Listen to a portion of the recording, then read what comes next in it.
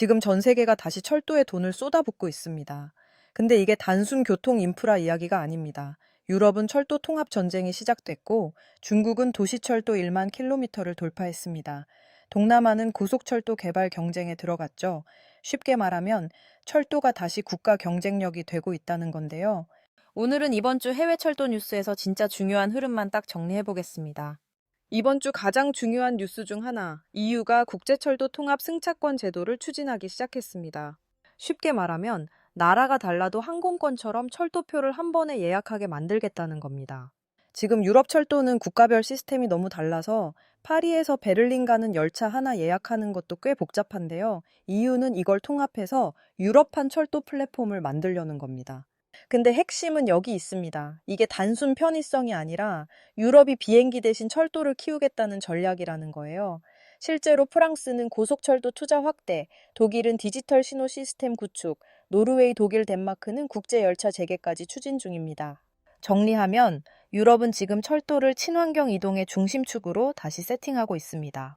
반면 중국은 속도가 다릅니다. 이번에 중국 도시철도 총연장이 1만 킬로미터를 돌파했는데요.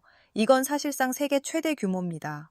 중요한 건 단순 거리 숫자가 아닙니다. 철도망이 커질수록 도시 확장, 부동산, 물류, 생활권 자체가 바뀌게 됩니다. 쉽게 말하면 중국은 철도를 통해 도시 경제를 하나로 묶고 있는 겁니다. 그리고 여기서 더 중요한 건 중국이 이 경험을 해외 수출까지 연결하고 있다는 점인데요. 아시아, 중남미, 중동 국가들이 중국 철도 모델을 적극 참고하고 있습니다. 철도가 이제 단순 교통이 아니라 국가 영향력 수출 모델이 되고 있는 거죠.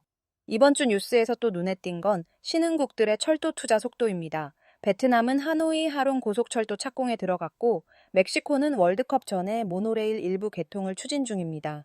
왜 이렇게 급해졌을까요? 핵심은 도시 과밀 문제입니다.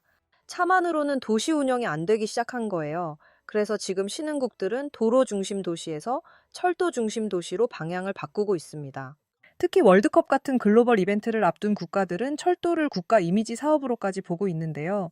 정리하면 철도는 이제 단순 교통이 아니라 도시 경쟁력과 관광, 투자 유치 패키지가 되고 있습니다.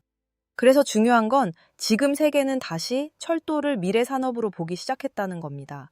예전에는 느린 교통수단 이미지가 있었지만 이제는 친환경, 도시 경쟁력, 국가 경제, 관광, 물류까지 전부 연결되는 핵심 인프라가 되고 있습니다. 특히 AI 시대가 와도 사람과 물류를 실제로 움직이는 건 결국 인프라인데요. 그리고 지금 그 중심에 철도가 다시 올라오고 있습니다. 앞으로는 단순히 어느 나라가 열차를 만들었냐 보다 누가 철도 네트워크를 먼저 장악하느냐가 더 중요해질 가능성이 큽니다. 더 많은 해외 철도 소식을 알고 싶다면 철도산업정보센터에서 확인하시기 바랍니다. 감사합니다.